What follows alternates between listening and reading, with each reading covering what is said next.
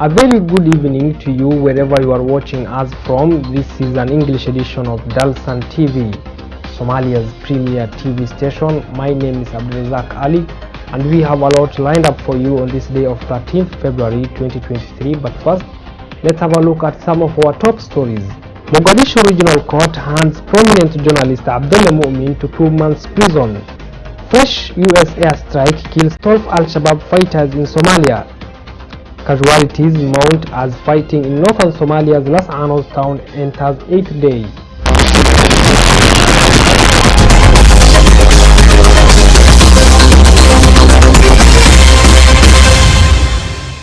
Welcome back to Dalsan TV. My name is Abdulrazak Ali. The Benadir Regional Court has today sentenced the head of the Somali Journalist Syndicate SJS Abdullah Mu'min to a 2-month prison sentence on Monday.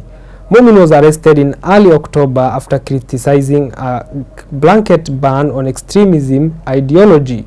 Bismillahirrahmanirrahim. Alhamdulillah rabbil alamin. Wa sallallahu wa sallam wa baraka ala nabiyyina Muhammadin wa ala alihi wa sahbihi ajma'in. Jamhuuriyadda Federaalka Soomaaliya maxkamadda gobolka Banaadir qaybta ciqaabta laanta caadiga maanta oo taariikhdu tahay 13 bisha 2023 maxkamadda gobolka Banaadir waxay ku dhawaaqaysaa si waafaqsan qodobka 120 faqradiisa saddexaad xeerka habka ciqaabta Soomaaliyeed xukunka kiis dacwadeedka ciqaabta ee lambarkiisu yahay MAGA/DA/kun18 kaasoo eedeysana ka yahay Abdullah Ahmed Muumin ina aamina Ismaaciil Macalin 30 jira ku dhashay Xamar degan howlwadaag lana soo xiray taariikh 10 bishii 10aad 2022 kuna eedeysan qodobada 219 320 iyo 505 xeerka ciqaabta Soomaaliyeed.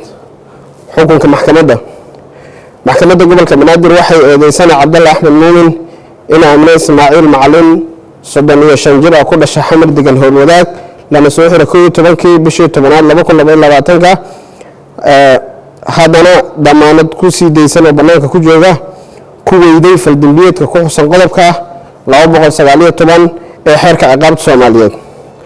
labo sidoo kale waxay eedeysanaha ku weyday faldambiyeedka ku xusan qodobka 320 ee xeerka ciqaabta Soomaaliyeed.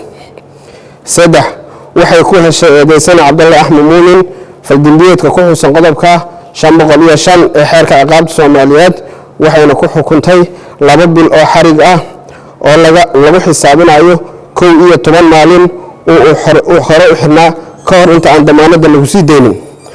Maxkamaddu waxay kala laabatay eedeysanaha damaanadii oo banaanka ku joogay.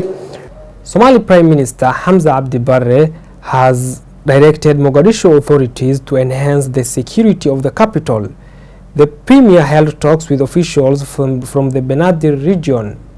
Our reporter Ahmed has more. Somali Prime Minister Hamza Abdi Barre has directed Mogadishu authorities to enhance the security of the capital.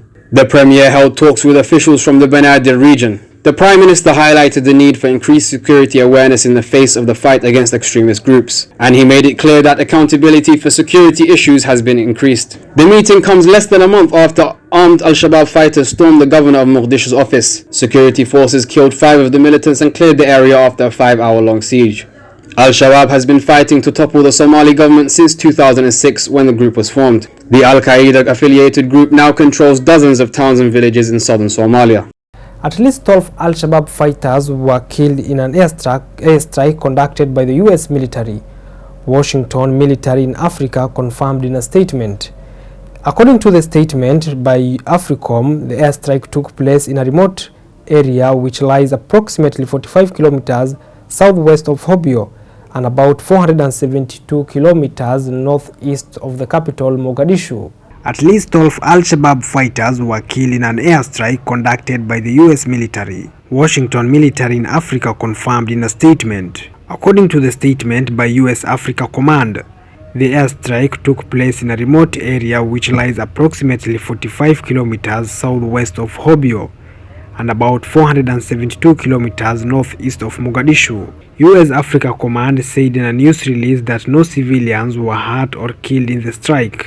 The new airstrike against Al-Shabaab comes barely 2 days after the Somali government claimed to have killed more than 117 Al-Shabaab in a joint operation in central Somalia. The government also said it destroyed an Al-Shabaab training base. Somali government, in collaboration with armed locals, launched operation against Al-Shabaab fighters in south-central Somalia. The allied forces recaptured dozens of villages and towns in the Middle Shabelle region, Hiran, Mudug, and Galgaduud region. Somali Prime Minister Hamza Abdi Barre recently claimed that the Somali forces killed more than 2,000 Al-Shabaab fighters since the operations commenced last year. Clashes between Somaliland troops and local forces in northern Somalia's Dalsan town has on Monday entered the 8th day, leaving dozens of people dead and many more wounded.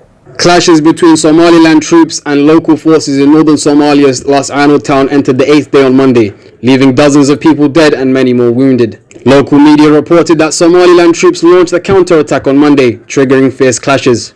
A number of neighborhoods in the town have been shelled, though the exact number of casualties has not been immediately known. On Sunday, Somaliland accused the neighboring Somali federal member state of Puntland of deploying fresh troops along a contested border area to launch an offensive against Somaliland troops there.